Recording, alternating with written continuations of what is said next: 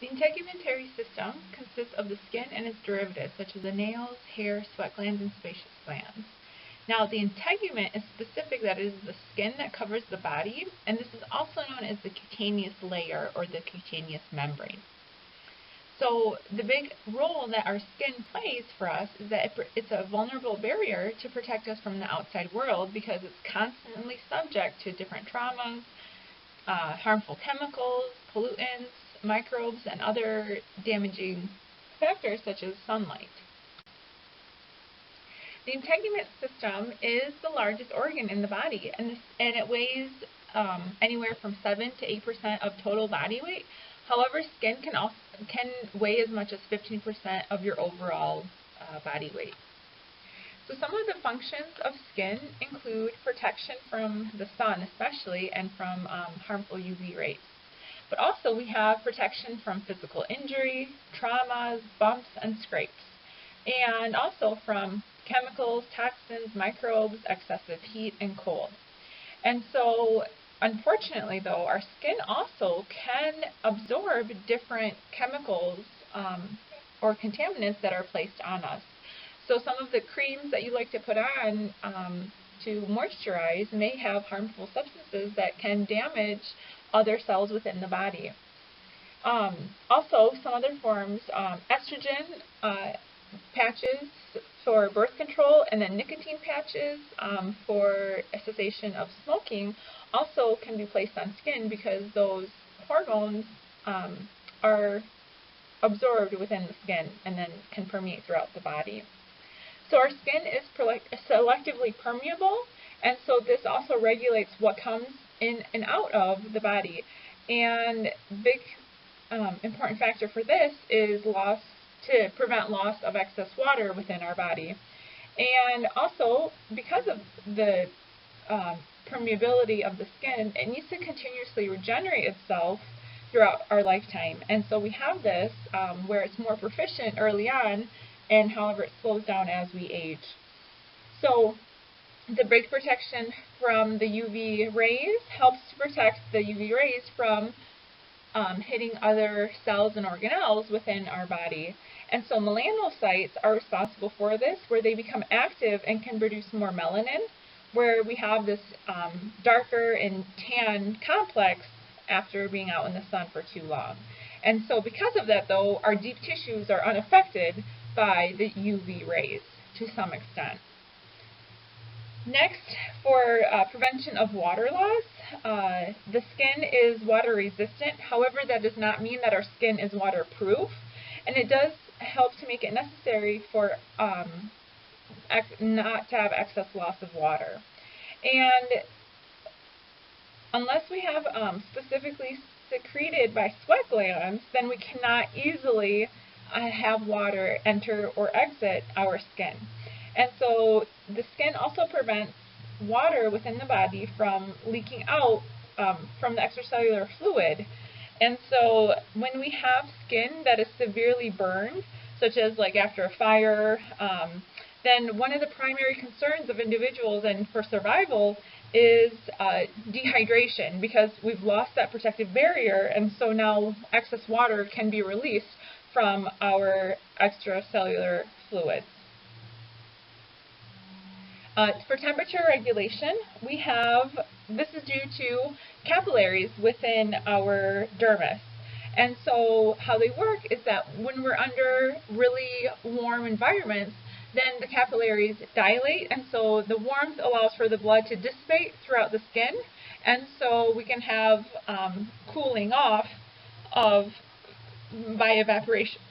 However, when we're in cold environments, we have the capillaries actually constricting, and so this helps to reduce blood flow, and so that's a conservation of heat, and so that more blood then goes towards our tissues rather than being dissipated out through our skin. The function of skin also includes metabolic regulation, and so this is a big one is for vitamin D3, which is a cholesterol derivative, and the active form of the vitamin D3 that we need is calcitriol. And so we get this actually from sunlight, and as little as 15 minutes of sunlight can help to this conversion. This active form, the calcitriol of vitamin D3, helps to promote calcium and phosphorus absorption from ingested materials across the small intestine wall. And so this helps to, in a sense, regulate levels of calcium and phosphate that circulate throughout our bloodstream. For immune defense, we have special cells, not that many, but we do have a few, called epidermal dendritic cells or Langerhans cells. And these are important for initiating immune responses that are found within the skin, and they phagocytize different pathogens and bacteria that we are exposed to. And so they penetrate the epidermis, and then also against epidermal cancer cells too. They are responsible for getting rid of cancerous cells. We also have lots of sensory receptors within our skin, so they're all responsible for heat, touch, cold, warm, pressure, different textures, as well as vibrations within the skin. And we'll talk more about this later on in this chapter. And then finally, the last function for skin is for excretion. And so sweating is the form of excretion that our skin does, and this is, again, for allowing our body to cool itself. Sometimes we have sweat that feels kind of gritty, and all that is just extra waste components that our body has released through the different sweat glands. And so this includes different water, salts, urea, and then nitrogen-containing waste, which usually allow for that feeling. We also have sebaceous glands, and so this is where we excrete different oils, or sebum. And so a lot of times, like around puberty, we have an excess of our sebaceous glands where we tend to have more pimples and zits due to the excess of the oil as well as the blockage within the skin. There are two layers of the skin, and the first one is the epidermis. The epidermis is the epithelium of the integument. So remember, epi will go together, where epi means on and derma means skin. And so the epidermis is keratinized, and it is a stratified squamous epithelium, and this is avascular, where it acquires nutrients from diffusion from the underlying dermis.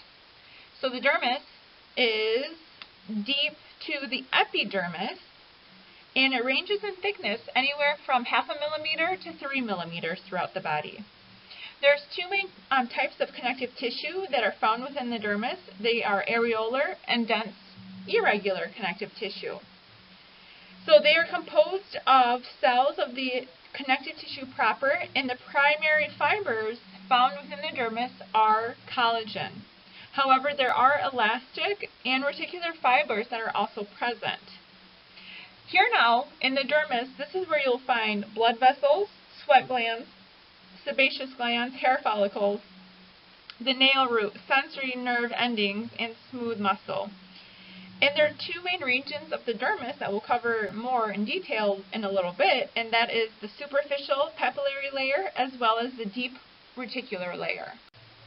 The epidermis contains 5 different layers that are composed of different types of epithelial tissue or cells, as well as different types of other cells that make them up. So we'll start with the deepest layers and work our way up to their most superficial. And the first layer, or the deepest layer, is the stratum basal. And here is the stratum basal in this picture here. This is also known as the basal layer or the stratum germinativum, and these cells range from cuboidal to low columnar epithelium in appearance. The big thing here is that it is tightly attached to the basement membrane that separates the epidermis from the connective tissue of the adjacent dermis. And so there are 3 main cell types that we find within the stratum basal. So the first one are keratinocytes, which are stem cells that provide replacement stem cells and also new keratinocytes to replace the dead ones that we shed at the most superficial layer at the surface of our skin. Keratinocytes are also responsible for synthesizing the protein keratin within the epidermal cells of the skin, which is an intermediate fiber responsible for strength and is insoluble for the skin. The second type of cell that we find within the stratum basale are melanocytes, and these are long branching cytoplasmic processes that are scattered throughout the basal layer. And so these kind of have a appearance of neurons, but they're not neurons because they're not within the nervous system. They also produce a pigment called melanosomes, which are important because they accumulate around the nucleus of keratinocytes to help shield the DNA from UV radiation. And also, the darker tones that we find with different skin colors are due to the amount of melanin that's being produced by melanocytes. Also, when we have moles within our body, these are just accumulations of melanin, especially when they're not cancerous. And lastly, we find some tactile cells, which these respond to touch when they're compressed. And so they are not very prominent within the stratum basale, but they do respond to light touch. Going more superficial now from the stratum basale, we have the stratum spinosum. And so this is considered the spiny layer because it has a spiny appearance under the microscope. Here again we have living keratinocytes, and the stem cells that are created in the stratum basale divide, and then a new daughter cell of a keratinocyte will then differentiate into a new epidermal cell that is pushed superficially into the layer of the stratum spinosum. Here, what happens is that we have differentiation into a non-dividing and highly specialized keratinocyte. Also, within this layer, we find the epidermal dendritic cells, which are the immune cells that help fight off infection for the epidermis. The next superficial layer that we have after the stratum spinosum is the stratum granulosum. And this is considered to be the granular layer that has that appearance underneath the microscope. And so here we have anywhere from 3 to 5 layers of keratinocytes. And this is where we start the conversion of living keratinocytes to dead keratin cells. And so keratinocytes will fill up with the protein keratin, which again makes up the intermediate filament of the skin. And the true keratin filaments will develop, and the cells will become thinner and flatter in appearance. Their membranes will start to thicken, and they'll become less permeable. Also, the nucleus and other organelles start to disappear, and then all that's left is a cell that starts to die with the keratin to allow for that strength and toughness that we have with our skin.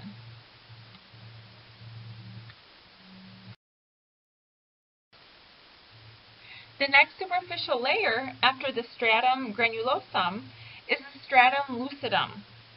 And this is also known as the clear layer because it has a thin and translucent region that's only 2 to 3 cell layers thick.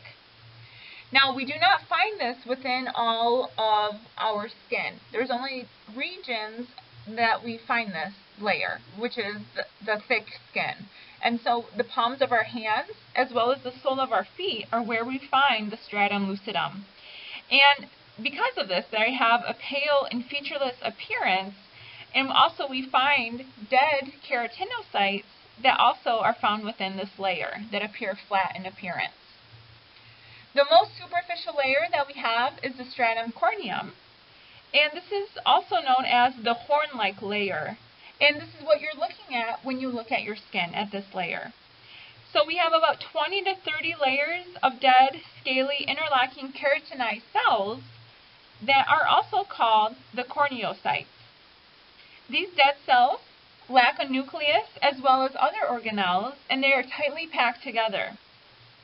and they contain large amounts of keratin, which again are responsible for our strength and our insolubility to different moisture such as water.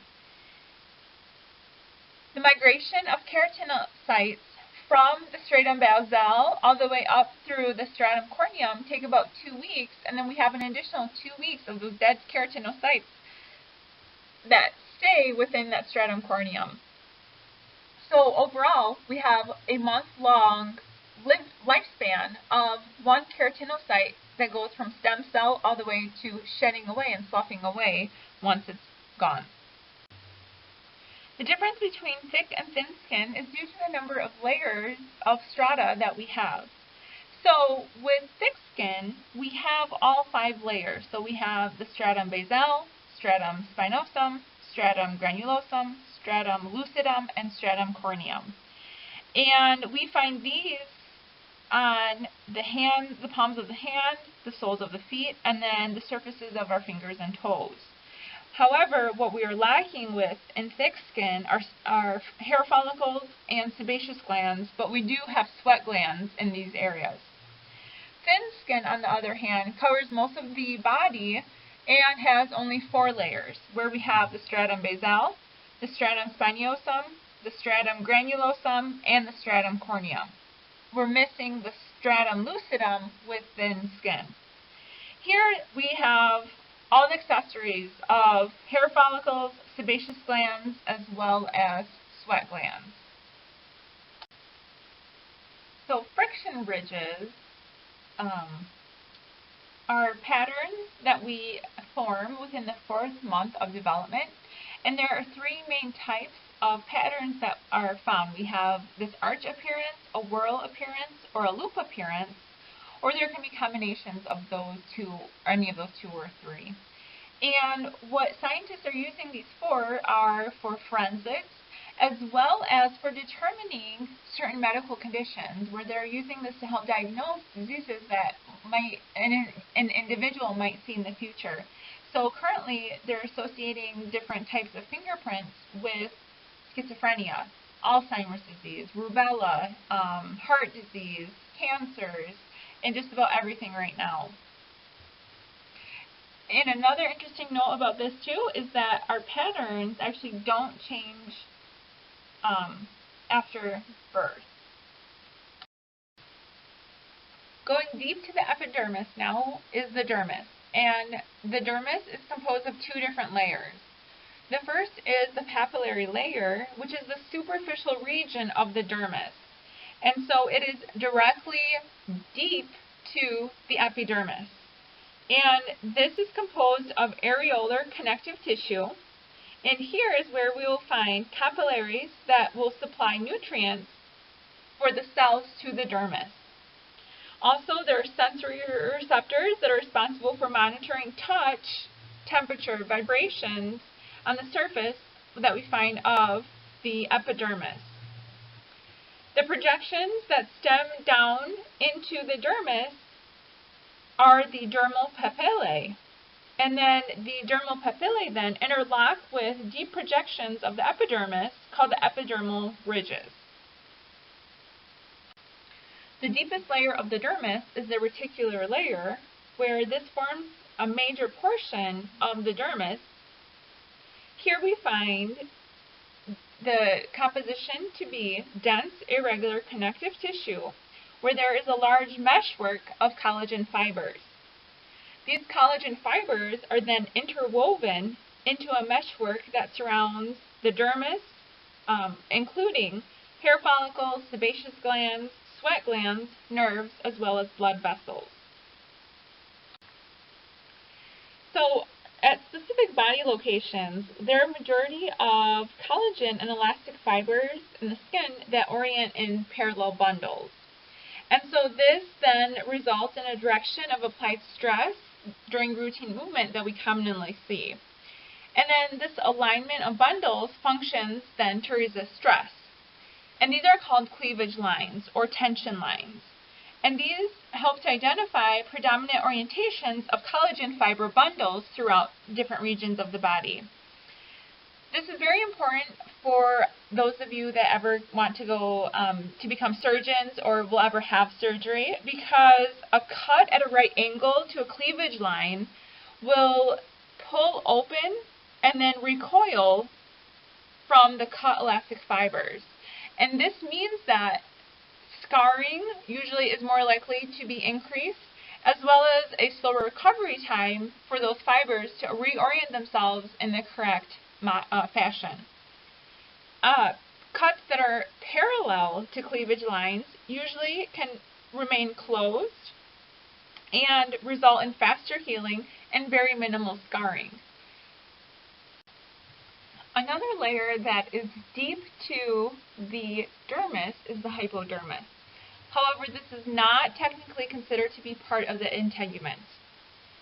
This layer consists both of areolar connective tissue and adipose tissue, and the function for this layer is to pad and protect the body and its parts. Also to act as an energy reservoir due to the high amounts of adipose or fat that we have, and then provide thermal insulation. The reticular layer of the dermis is extensively interwoven to the subcutaneous layer, and it helps to stabilize the skin and bind it to underlying tissues. Adipose tissue here is going to be the predominant connective tissue, and it's also considered to be subcutaneous fat. Now, at different times in our lives, we see different amounts of subcutaneous fat. Typically, adult males tend to have accumulations of subcutaneous fat around the neck, upper arms, the abdomen, lower back, and over the buttocks. Whereas adult females tend to have accumulation of subcutaneous fat in the breasts, the buttocks, the hips, and the thighs. Nails, hair, sweat, and sebaceous glands are all derived from the epidermis, and they are considered to be the accessory organs of the integument, or also the appendages of the integument. So these have stemmed from embryonic development, where we've had invagination of the dermis, and the structures where they have originated. These are located within the dermis, and they project to the epidermis to the surface, such as with hair and nails. And both hair and nails, too, are composed of dead keratinized cells. So just like the last two layers of the epidermis. Nails are scale-like modifications of the epidermis that form the dorsal tips of the fingers and toes. Remember, anatomical position when we're referring to dorsal tips. So their function is to protect the exposed distal tips and prevent damage or distortion when the fingers or toes are subject to mechanical stress. So like with writing, kicking, jumping, grasping, catching, and any manipulation that you use with your fingers and toes. These nails are derived from the same type of cell as the stratum corneum of the epidermis, and they are dense and filled with parallel fibers of hard keratin. The various parts of the nail include the free edge and the nail body, where we have the free edge of the nail being the most distal part of the nail, and it tends to have a white appearance due to lack of capillaries beneath it. The nail body is the visible part of the nail that is attached, and this has a pinkish appearance to it because of all the capillaries directly beneath it. Then we have the nail body that covers a layer of the epidermis, which is the nail bed, and the nail bed contains only the deeper living cell layers of the epidermis. The nail root is going to be the proximal part of the nail that is embedded in the skin, and then at the nail root, the nail bed thickens to form the nail matrix, which is where we find the actively growing portion of the nail.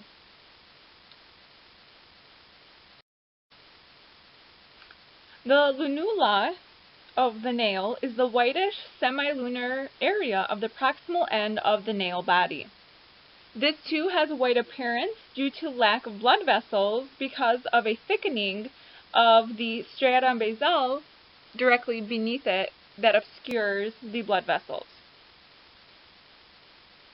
Along the lateral and proximal borders of the nail, we find the portion of the skin called the nail fold, and the nail itself now will fall underneath into the nail groove, where then it's recessed into the surrounding epithelium. The eponychium, or also the cuticle, is going to be just this narrow band of epidermal cells, and it forms the margin of the nail wall onto the nail body. The hyponychium is the thickened stratum corneum over which the nail-free edge projects into.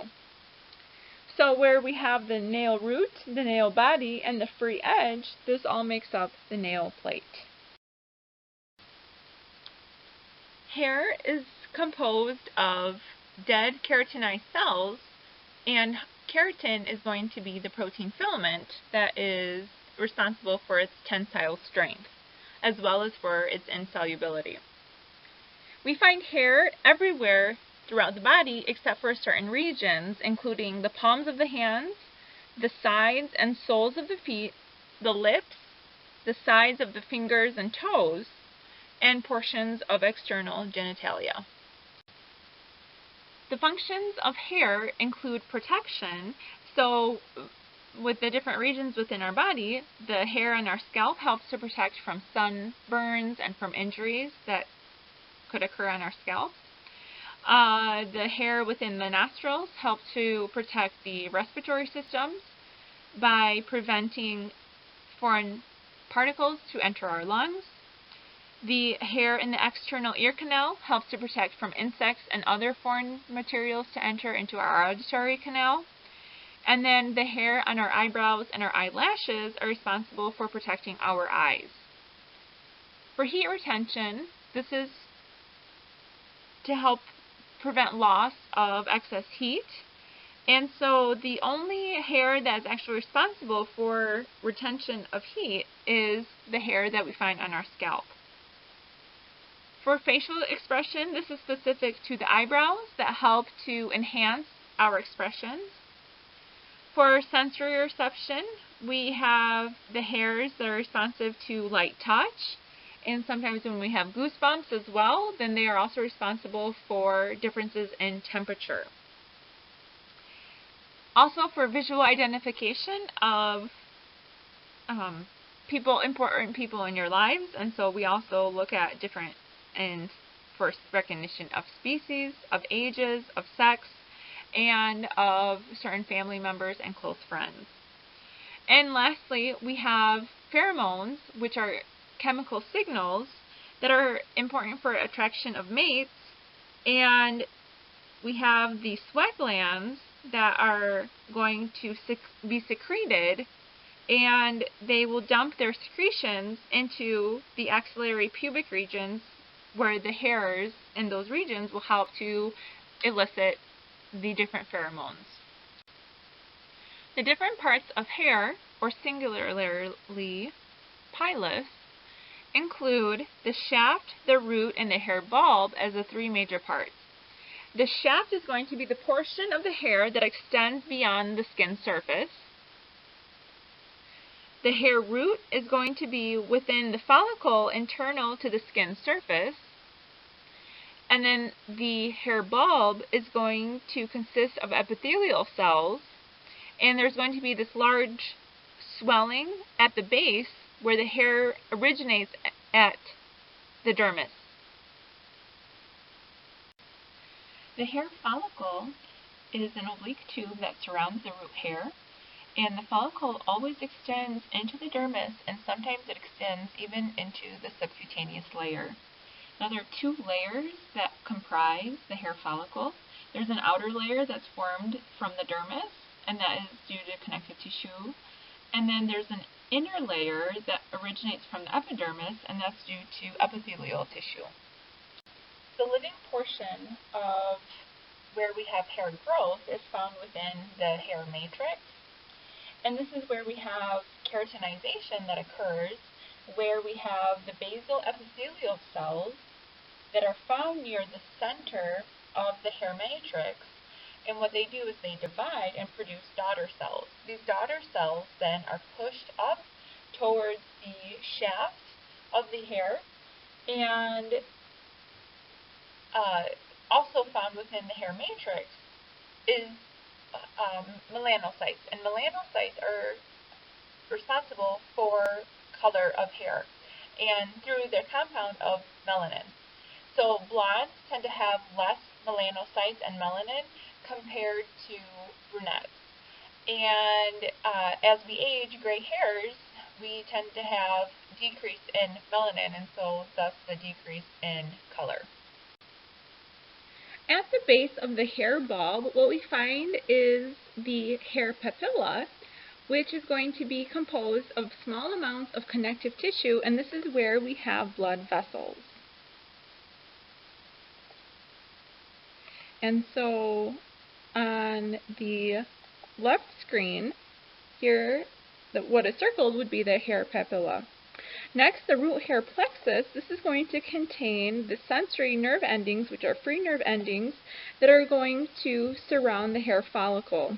And this is why when you pull out a hair and it pulls out from the bulb, this is why you feel a little bit of pain, because it's those nerve endings of the root hair plexus that are responsible for that sensation.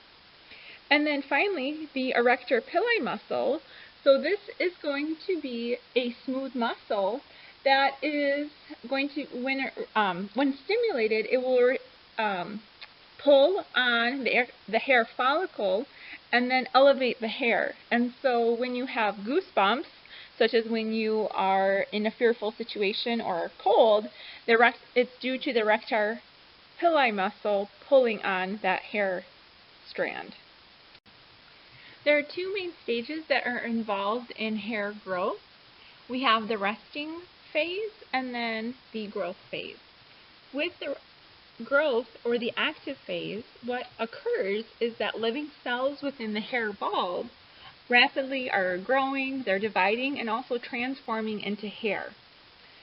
This can last anywhere from 18 months to as long as 7 years for a single hair strand to be in this active phase. On average, we have growth of about 1/3 of a millimeter per day, and this translates to about 1/2 to 1 centimeter per month. And so on our scalp, on any given day, we have about 80 to 95% of our follicles that are found within this active phase. Then we have this phase of rest from anywhere from 3 weeks to 3 or 4 months. And so at the resting phase, what we have is, this is when we lose our hair. And the cells of the hair bulb that are stimulated can start to regrow if we have hair within this phase for longer than 3 or 4 months. And then so we restart the process of going back into the active phase. And so thus, hair can live anywhere from 4 years, but also up to 7 years on our scalps, given if they're not exposed to any traumatic occurrences such as excess blow drying or bleaching of hair or anything like that. We normally lose anywhere from 10 to 100 hairs per day, and interestingly, women who are pregnant, they tend to have thicker hair and more hair growth than normal because of increases amounts of estrogen levels. However, on average, men tend to have a thicker diameter of hair as compared to females, and so thus men have more of a coarse feeling of hair compared to women. Alright, our sweat glands are a type of exocrine gland, and these are also known as sudiferous glands. We find these all over the body except for within the nipples and the external genitalia. And we normally produce about 500 milliliters of sweat per day, and this is also known as insensible sweat. This is the sweat that is not visible with the naked eye. The two types of sweat glands that we have first are the merocrine sweat glands, or these are also known as the eccrine sweat glands. And so these are going to be sweat glands that release their secretion onto the surface of the skin.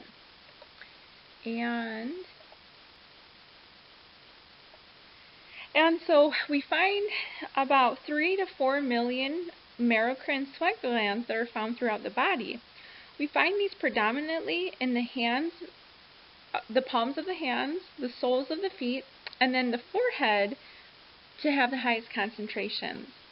One estimate for how many we have for just our palms is that we have somewhere about 500 merocrine sweat glands per square centimeter. And so this has certain properties that allow for thermal regulation. So with excess sweating, it allows for maintaining of homeostasis and of temperature for our body. Also, it helps to get rid of extra water and electrolytes. Predominantly, sodium chloride is the electrolytes that will be excreted, and it also helps to eliminate different types of ingested drugs from the body. One other property that merocrine sweat glands have is that they help to prevent growth of microorganisms within the body, because they tend to have an acidic pH where most bacteria cannot survive on.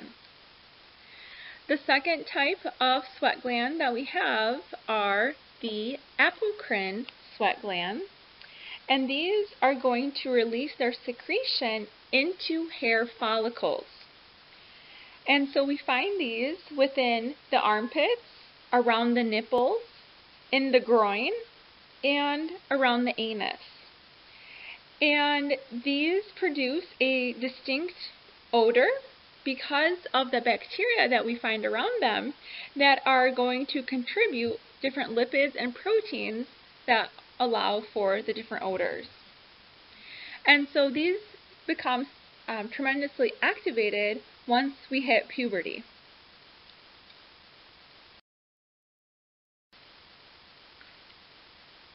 Sebaceous glands are going to produce sebum. And so this sebum tends to be a waxy secretion and tends to be oily. This usually dumps straight into a hair follicle, and the sebum acts as a lubricant to keep the skin and hair from becoming dry, brittle, and cracked. This becomes activated during puberty, and we find sebaceous glands distributed over most of the body, except for the palms of the hands and the soles of the feet. They are predominantly found within the scalp and the face, and they tend to be very large around the nose, where they secrete large volumes of sebum. Sebum also is very important because it has a bacterial side or bacterial killing property to help prevent from different types of bacterial pathogens. Now, some problems that can occur when we have an excess of sebum is when we have zits and pimples. And so the two main types that we find are blackheads and whiteheads, and these are called comedos. And so an open comedo is a blackhead because we have the material that is plugged and it looks black in appearance. Whereas a whitehead or a closed comedo is going to be at the top of the surface and have a white color in appearance. We have two additional types of exocrine glands that are specific to certain locations within the body. The first one is dermis glands, and these are going to be modified sweat glands. They're found only within the external acoustic meatus, or the external ear canal, And here they produce a secretion that is a mixture of sebum as well as exfoliated keratinocytes, which together form earwax, which is waterproof, and we call that cerumen. We have about 1,000 to 2,000 of these glands found within the external auditory canal, and we have their ducts that enter the surface of the skin. The cerumen also works with the tiny hairs that we find within the ear canal to help trap different foreign molecules, including small insects, and keep them away from our eardrum. Also, the purpose of the earwax is to help lubricate the eardrum. The second type of exocrine gland that we have is mammary glands. And so these are modified apocrine sweat glands, where both males and females have them. However, they only are functional in females when females are pregnant and are lactating and nursing. And so what they do is they secrete milk that provides nourishment for offspring, and this is due to gonadal and pituitary hormones, including oxytocin, which is a big regulator of milk to come in. So now let's dive into skin cancers and skin burns. So the first type of cancer is basal cell carcinoma. And so this is going to be the most common type of skin cancer found among individuals. However, this is the least dangerous type because it seldom metastasizes into anything larger or anything malignant. It originates from the stratum basal of the epithelium. The first appearance is a small, shiny elevation that enlarges and develops central depressions with pearly edges. Usually these occur around the face and can be treated by surgical removal of lesions and does not typically come back. The second type of skin cancer is squamous cell carcinoma, and so this arises from keratinocytes of the stratum spinosum. These lesions usually appear on the scalp, the ears, the lower lips, or the back of the hand, which are highly exposed to sunlight. Early lesions tend to be raised, red, and scaly, and then later on they tend to have a concave ulcer and then have elevated edges. This can be treated by early detection and by surgical removal of the lesions. However, this can become an issue if it metastasizes to other parts of the body. The third and most deadly type of skin cancer is malignant melanoma, and this is the deadliest type because it's highly aggressive and it often metastasizes. This is due to the melanocytes, which usually are stemming from already a pre-existing mole that one has on the body. Individuals that are at increased risk are those that have multiple severe sunburns, and especially if these occurred early on in childhood. These can be characterized by changes in mole diameter, mole shape, mole color, and mole symmetry, as well as mole elevation. And there are the advanced cases where this has metastasized into a disease are difficult to cure, and those that are still curable are so by chemotherapy, different interferon therapy with different protein gene expression too, as well as different radiation therapy. Now, the signs that physicians use to recognize melanomas are the A, B, C, D, E rule. And so A represents asymmetry, where it's looking at if one half of the mole or the birthmark does not match the other half.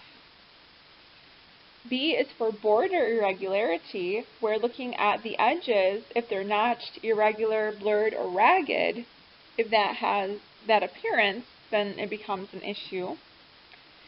C is for color. If the color is not uniform, if there's different shades, typically brown or black, or sometimes can even be white, blue, or red that are observed, become a severe issue. D is for diameter. Anything larger than 6 millimeters is going to be considered a concern. And then finally, E is for elevation of the mole, and if it is raised and uneven in appearance, then this could be malignant melanoma. Now, there are 3 different types of burns that our integument can be subject to. The first type is first-degree burn, and this involves only the epidermis, and usually we see redness, pain, and sometimes slight edema or swelling within a certain area of the exposed area. And this is what we typically associate our mild sunburns with. And treatment usually is with application of cool water or cool substance or even aloe vera.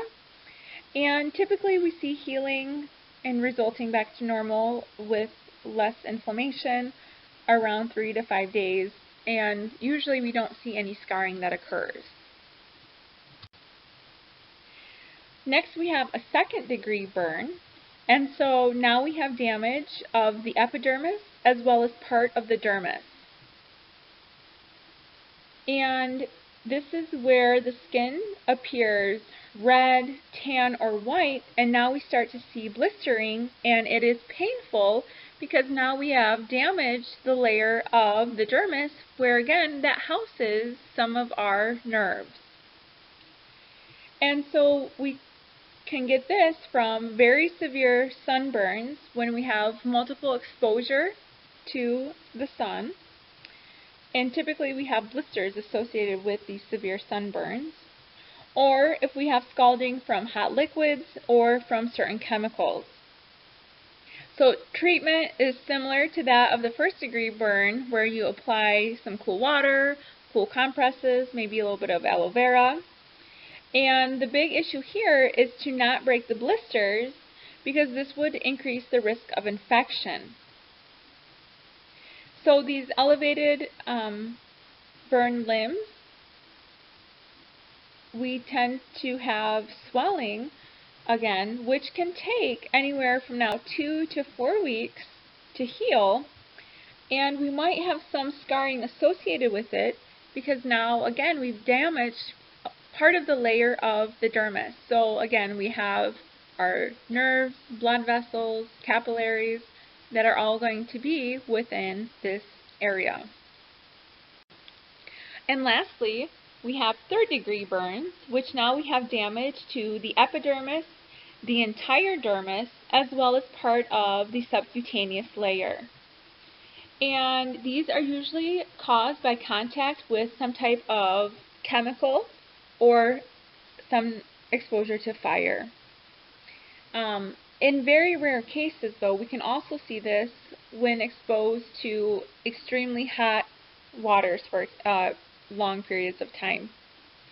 The big concern with this is dehydration to an individual, because now every portion of the skin has been lost, and then water cannot be retained in that area because we've lost that protective layer. So the burn victims of third-degree burn have to be treated for dehydration as a major concern so that they do not die. These patients are also given antibiotics because rate of infection is very high, again because we've lost our epidermis. Treatment for this varies depending on the burn. However, it will be a very extensive recovery time, and typically requires hospitalization. In severe cases, too, sometimes to make up for the loss of the dermis and the hypodermis, skin grafting could be an option where patients have a piece of their skin transplanted from one part of their body to cover the destroyed area. And so these skin grafts help to prevent infection and dehydration in certain areas. Now, individuals can have only a maximum of 18% of their body that has been subject to third-degree burn and still survive.